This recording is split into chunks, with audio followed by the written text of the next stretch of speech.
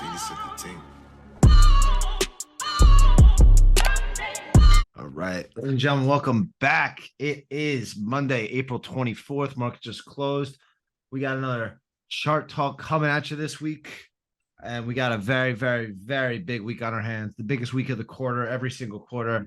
And it's the kickoff of earnings season last week. And now is the big week where we get over 1,200 companies reporting, the most S&P 500 names of this week. And most importantly, we have Amazon, Google. Here, let me bring it up. Let me share my little screen here. And you can see it. Tomorrow after the close is when it starts to really get interesting. Microsoft, Alphabet, Visa, Chipotle. Before the open tomorrow, we've got Verizon, UPS, Halliburton, GM. And these, hundreds and hundreds of names. Let me give a better look at what's really reporting. For example, today after the close, all these guys, this is just tomorrow before the open. This is after the close tomorrow, before the open Wednesday. So you can see this is a very, very, very busy week. So now we're sitting here at the top of the range of the S&P 500. And, whether we take this flag to the upside or we break down from here and head to the bottom end of the range, it's really all dependent on the perception of these earnings, especially the big guys. Like I mentioned, Google, Microsoft, Meta, Amazon, those big guys, they have such a large weighting in the market. But, we still have Caterpillar, Eli Lilly, the airlines, smaller companies like Crocs. We've been killing that name. But so it's a big wait and see moment for the market right now. I'm not sure whether this breaks highs, breaks lows. I'm taking more short-term trades in and out, but it's going to be a ton of action going forward from here. That's what I'm really focused on. It's like I haven't put on a big risk in the last week or two. I've taken some trades here in and out, but really I'm just waiting to get through all these earnings names. So then it becomes time to focus on the leaders, and that's when you really, really start putting risk on. So not much to do today. Probably not much to do tomorrow during the day. After that, really, really uptick in setups and, just overall volume of trading for myself, at least. What are you thinking out there? So right now it's kind of wait and see mode for me. What are you thinking? So I'll touch on a couple of things. So we got, again, SPY, by beginning of May will officially be a year we've been in this base. We were talking about this morning. Again, longer that sectors or markets or stocks can base. Typically, you have a breakout that typically will follow that base. So if we make it a year, if it's a year and a half, however long this base takes, I'm still leaning towards we'll see, SPY 500, within a year of it leaving this base finally. In the short term, again, it's kind of like you said, could earnings push it through this? Could it test it and push it lower? That's we'll see with that. Sector wise, two sectors I'm keeping a closer eye. We have these REITs that have been basing down here nicely, and also consumer discretionaries as well. Basing in it, looks a little bit better than the REITs, again, a little bit more middle of its overall range. But these two sectors are setting up nicely. When you have other sectors, consumer staples very extended into its major area of resistance. You have healthcare, another one, again, very extended in the short term, running up to major resistance. So I'll try to focus more on the REIT and consumer discretionary names. Woof, REITs. Then the consumer, which again, your consumer staple idea, I think, like when we talked about this a few weeks ago, it's made a ton of sense since, and now it's getting up here. Yeah, throw some respect on my name. Yeah. Sure, yeah. So type up MCD for me. How's that trade of the week? Oh my God. It's just every day. It just doesn't stop. Bad, huh? And this is the last time we even talked about it. And it's just been 15 more days of new all-time highs. So again, the consumer staple trend, again, with all these sectors, let me scroll up a little bit. Hold on. All the sectors again look very strong here. Tech very strong. Even everything else is really nothing that looks glaringly weak. Everything is just kind of setting up or kind of pulling back from like a recent run. Mid caps look good. So broadly, most things look pretty good. And then, like you said, just keeping a big focus on this week with earnings. Yeah, there's a bunch of charts set up. I'll go over a few. I really, really, really, really, really like Costco. I had it on the breakout day. I didn't really want to hold it. All right, broadly, huge wedge. And we were talking about consumer staples, consumer discretionary names. Why they were so strong, why we were bullish on them a few weeks ago, is because we're entering this environment where, high inflation's coming down, but it's still an issue. So who does the best historically in these environments is the low growth company. companies, that are going to have that revenue no matter what. They're not depending on the huge growth. You know, names like blue chip names like this Costco. So we have that economic background to go with this from a technical perspective. This consolidation, like on the monthly chart, this is insane. This is insane for a macro setup. You put the macro background along with the technical setup. They had earnings down here. They're looking to break out of the wedge. I was hoping for a pullback to add more stock at this 500. I watched it all day. It's slowly getting bought. It looks incredible for future gains. Now it's like now I'm faced. So I bought it Thursday, and it gave us a nice little breakout move. I sold some because I didn't really want to hold much over the weekend. I've been giving a lot back if I held too much over the weekend type thing. Mm-hmm.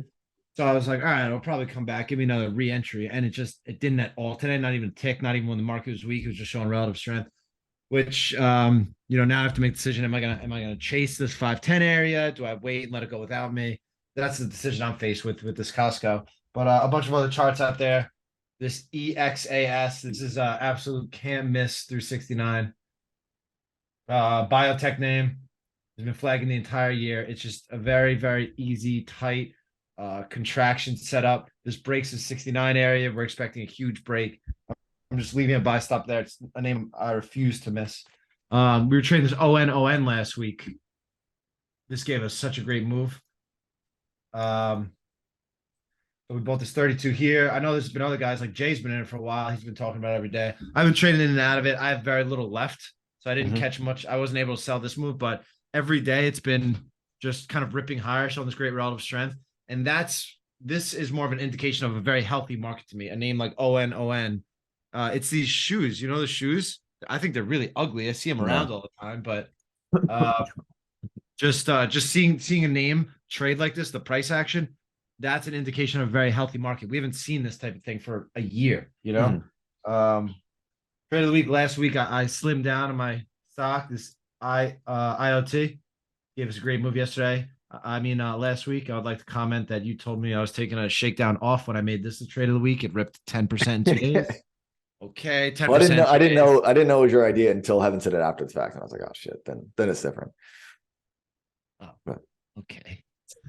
They're all my ideas, Bennett. I really like this LRCX actually. Really nice base, longer term level here.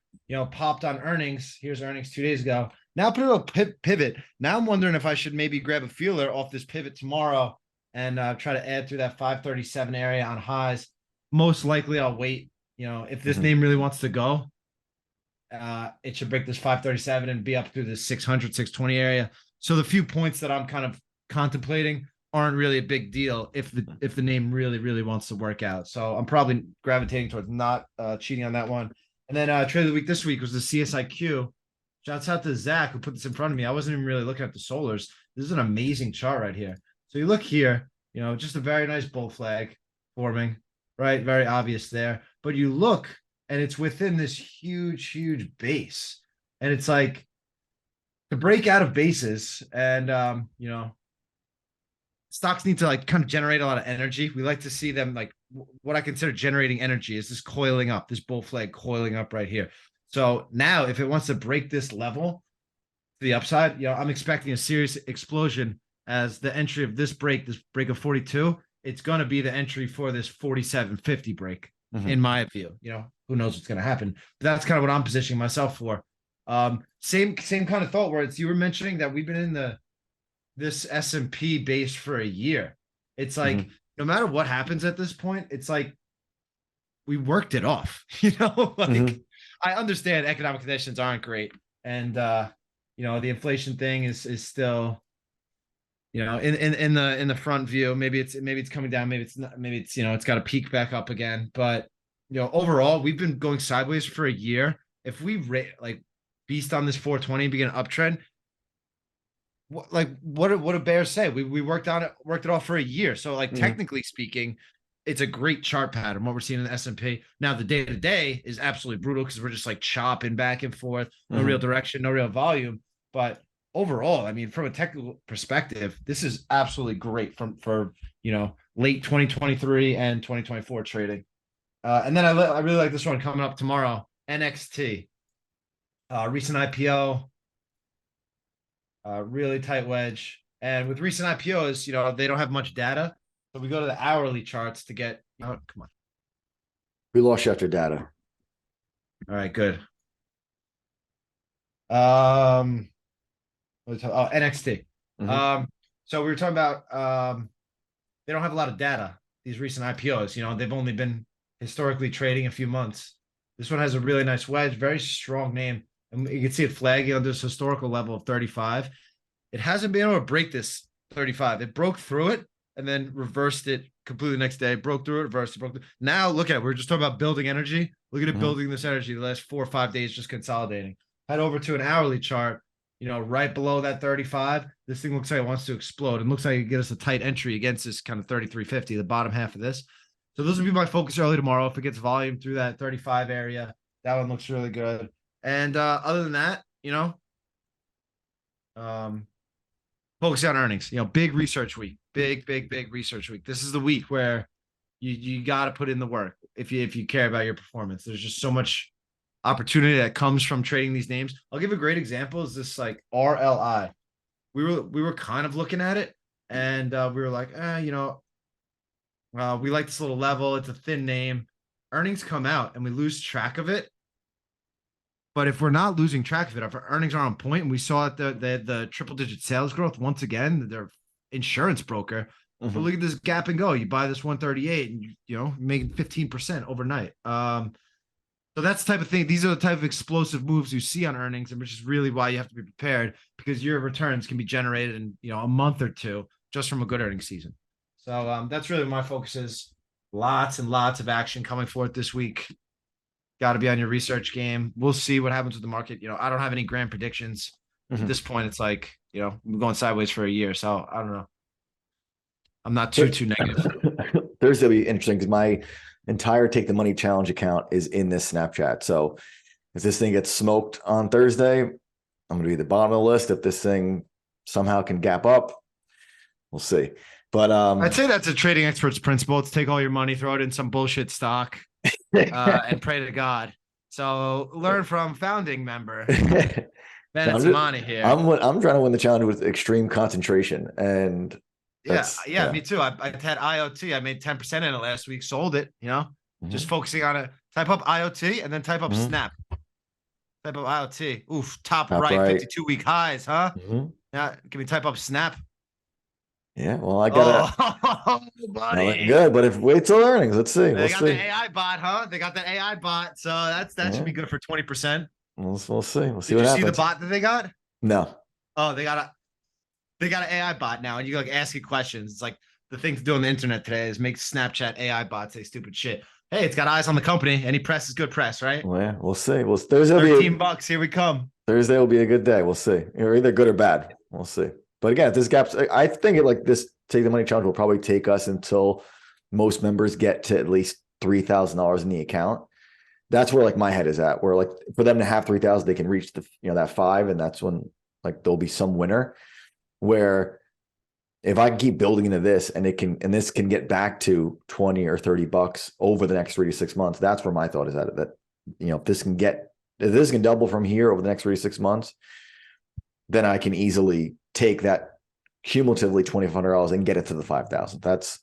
I've got some questions for you, Bennett. Well, let me go back to the top ideas I'm looking at. Oh, okay. I'm not trying to divulge all this. I'm just telling some questions. I got some questions. That's it for this week on the secrets of how I'm trying to get $5,000. But a couple secrets. Buy Snapchat. Hope, pray to God on their earnings. Fucking buy our books, guys. Yeah, no. Buy our program. Right. So a couple of names looking at again, the CRM through 200. Keep it on this little flag, and as it pulls into this range, is probably a good support buyback candidate. As it pulls in, probably going to be versus, it's like 180 for now. We'll see where the pivots form.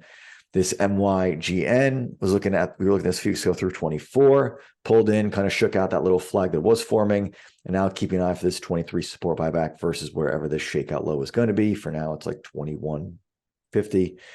We have this Yeti, which Alec has called out a couple times through this 40. I think eventually, probably going to wait till after earnings, but decent little base forming down here through this $40 level. And lastly, I think this Tesla eventually through to 170. I think a lot of the bad news is kind of out of the way. It did gap down on earnings. It had the issue with the rocket. So I think that the bad news of Tesla is kind of out of the way in the short term. And this is like an easy one where, kind of sneak back in up through this 170 in time versus whatever that current low is. So right now it's 160. I'd have no problem giving Tesla, 10 points to get it back in that, range into the 200 to 220 area. So those are kind of the main focus. I'm also still in this OPCH and this PODD. OPCH is all right, nothing too crazy, just bought through 32.